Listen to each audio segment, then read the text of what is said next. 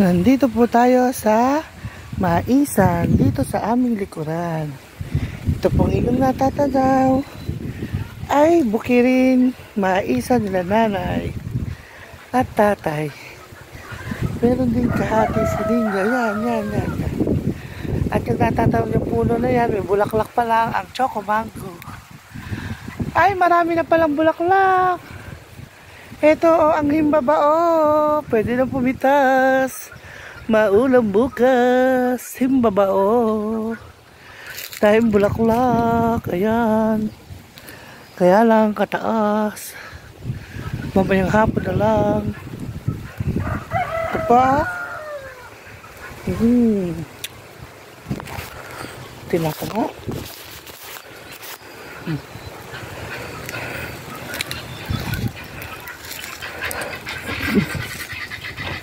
Dahil bunga ng ano, mamaya ako mangunguha himbabao at saka hagod.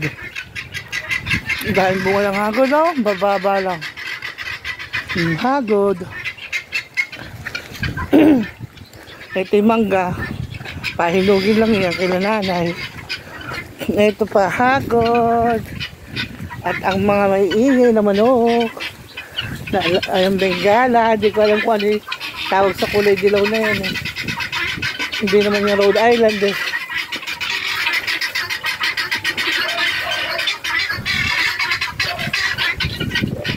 Ayan ang mga Bengala niya.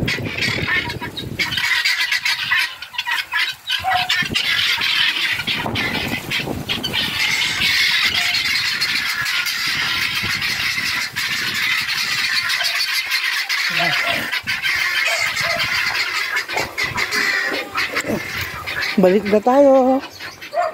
Namatay yung binili kong kalamansi. Ay, saresa.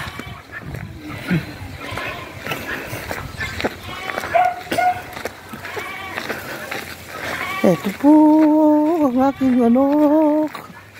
Naliligo sila. Lulusog na ako. Oh, hi, Kapoge. Jake, hi ka. Ayoko daw kasi dyan. Jake. Punta ka na! Jake! Mamaya, pati ka na masuk dyan.